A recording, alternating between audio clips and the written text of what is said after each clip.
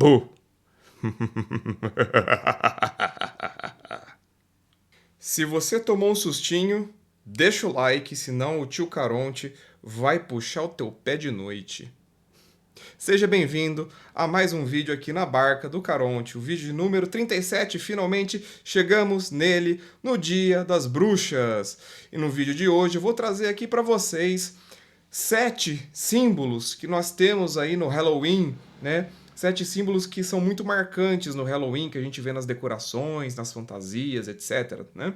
E esses 7 símbolos, eu fiz uma análise desses 7 símbolos do ponto de vista místico, esotérico, iniciático e trouxe aqui para vocês um pouquinho desses símbolos, tá? Então, quando a gente tiver no Halloween, né, nas comemorações, a gente às vezes, né, vê esses símbolos, vê essas fantasias e a gente não necessariamente se atenta para o que esses símbolos dizem para nós, mas esses símbolos eles trazem para nós uma mensagem, né?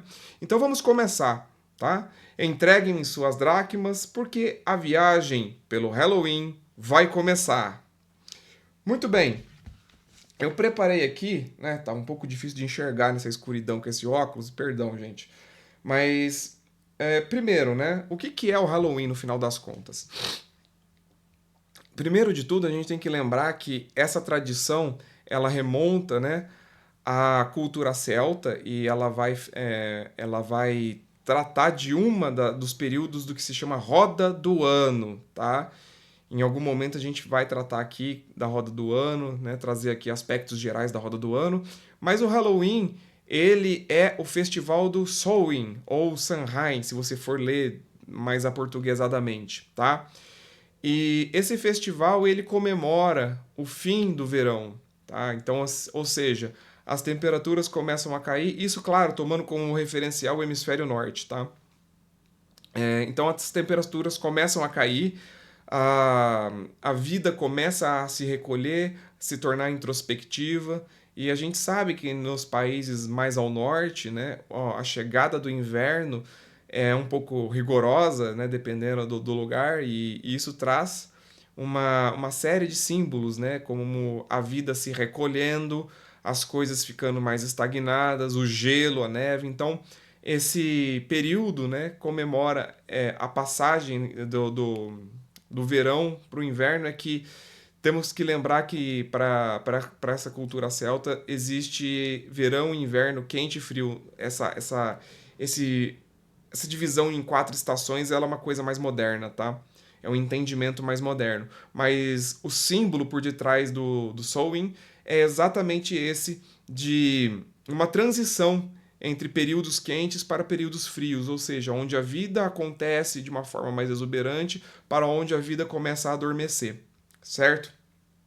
E o Festival de Samhain, ele vai comemorar, né, essa questão do afinamento do véu entre os mundos. Tem esse aspecto também, né, onde o mundo dos vivos e dos mortos começam a se afinar, né, a distância, o véu, né, que a gente fala a espessura do véu, né, imageticamente falando.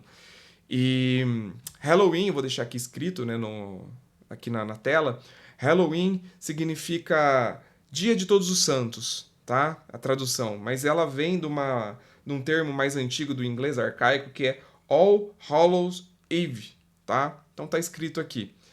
E a tradução é exatamente essa, Dia de Todos os Santos, tá? Então, temos um panorama geral, né, do que é o Halloween. E vale lembrar, claro, que essa roupagem que nós temos de doces ou travessuras, de gente fantasiada, ela é uma coisa mais moderna, tá? Os festivais pagãos, né, nessa época, eles têm outra conotação, eles têm outra imagética, tá?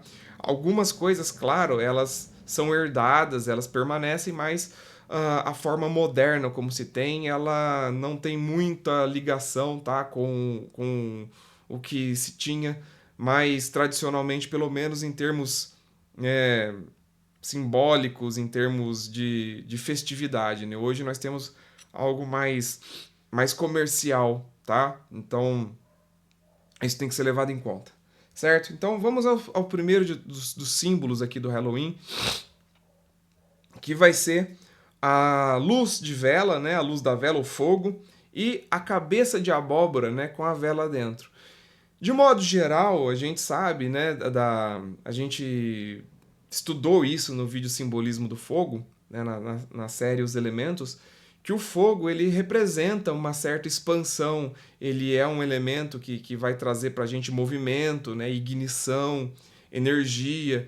E, de um ponto de vista mais espiritual, o fogo ele representa a presença divina no plano material, tá certo?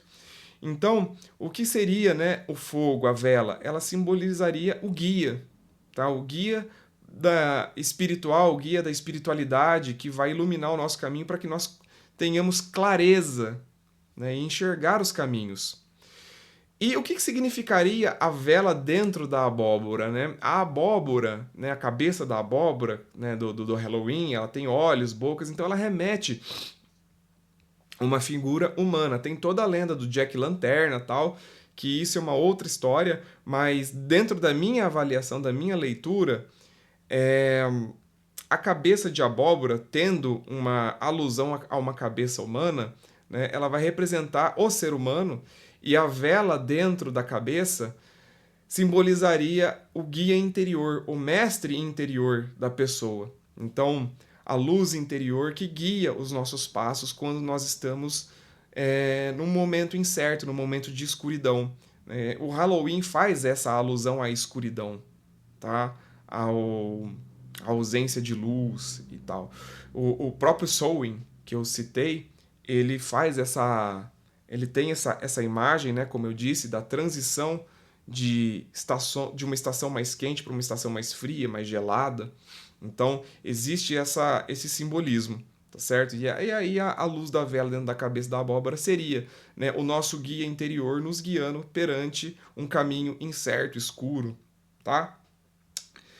Nós também vamos ter teias, né, aranhas, muito comum, né, decorações, né, com teias de aranha. Você vai em lanchonete que faz coisa temática e aí você vai ver uns tecidos imitando teia de aranha e tal. E o que seria, né, a teia da aranha? Você vê que a teia da aranha, se você olhar com detalhe as conexões, né, ela tem várias conexões, um único fio tem conexão com vários fios. E isso simboliza pra gente a nossa gama de escolhas, né, durante a nossa vida, a nossa jornada. Né? Isso vai trazer para a gente um aspecto kármico. Né? A teia da aranha vai simbolizar um pouco também do karma. Por quê? Porque as nossas escolhas desencadeiam diversos eventos, diversas linhas temporais se fecham, outras se abrem. Então, diversas possibilidades acontecem ou morrem em função das escolhas que nós tomamos, tá? Então ela vai ter esse caráter de falar sobre as escolhas, sobre o karma, sobre o destino, as teias do destino. Inclusive esse termo ele é recorrente, tá? E também a teia da aranha vai estar associada, né, à própria tessitura da realidade. Né? Nós temos algumas deusas referentes a esse tipo de símbolo, por exemplo, as Nornas, que são responsáveis por tecer a realidade, tá? Muito bem. No nosso próximo símbolo, nós vamos ter os fantasmas, né? Os fantasmas que são os ecos da eternidade. E o simbolismo dele é o plano astral, é o plano espiritual, mas também formas pensamento que eventualmente nós criamos com a nossa capacidade de visualização, às vezes inconsciente, né? A gente às vezes cria umas coisas que depois a gente se arrepende, né? Às vezes, e na maioria das vezes sem saber mesmo.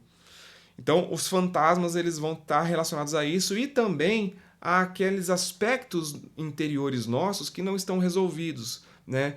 Tem até aquele termo, né? O que te assombra? Ou seja, os fantasmas, os seus fantasmas interiores, as suas questões não resolvidas, os seus traumas, os seus medos. Então, os fantasmas vêm lembrar isso pra gente, né? De harmonizar os nossos medos, harmonizar as nossas culpas, harmonizar os nossos traumas, tá? O próximo símbolo, né, que nós temos é a caveira, ou esqueletos, né, os esqueletos, as caveiras e coisas relacionadas.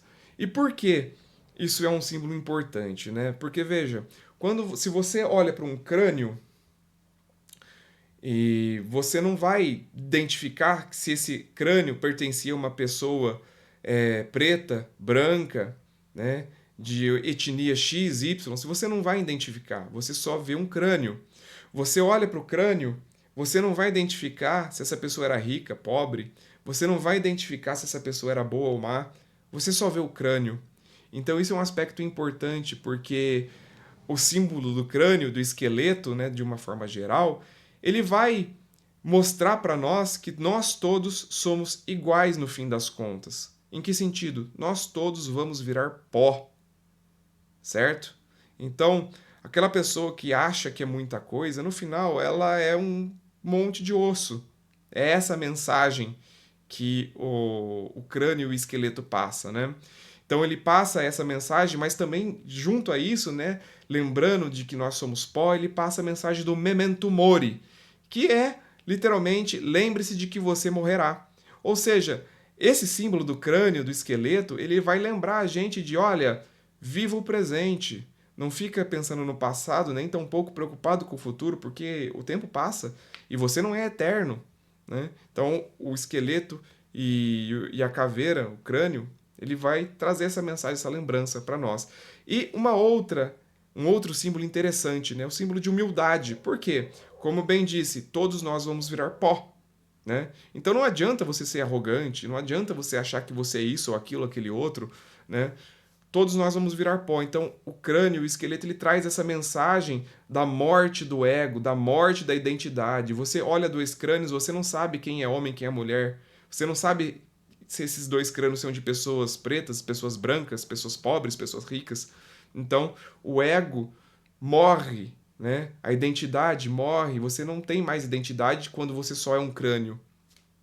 Então, esse é um símbolo de humildade. O crânio traz isso para nós, né? A morte do ego, tá certo? E o nosso próximo símbolo, esse símbolo eu achei muito interessante a análise dele, porque veja, o morcego ele vai trazer para nós um simbolismo muito interessante, porque ele é um animal que voa e ao mesmo tempo ele é um animal que não enxerga direito, tá? Ele se localiza através da ecolocalização. E por que que isso é interessante?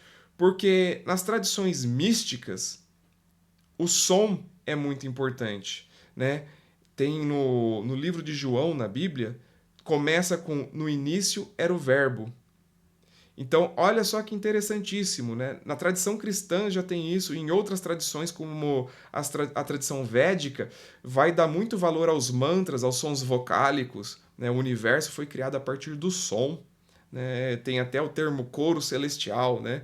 Que seriam os anjos ao comando de Deus criariam as coisas cantando, uma outra interpretação. Então veja que o som é muito importante. E o morcego, ele se guia pelo som. Ele voa, mas ele se guia pelo som. E ele não precisa ver, né, para enxergar. Ele enxerga pelo som. Olha que coisa interessante. Então ele tem essa capacidade de enxergar na ausência de luz. Ele não precisa de luz para se guiar. Ele consegue se guiar nas trevas.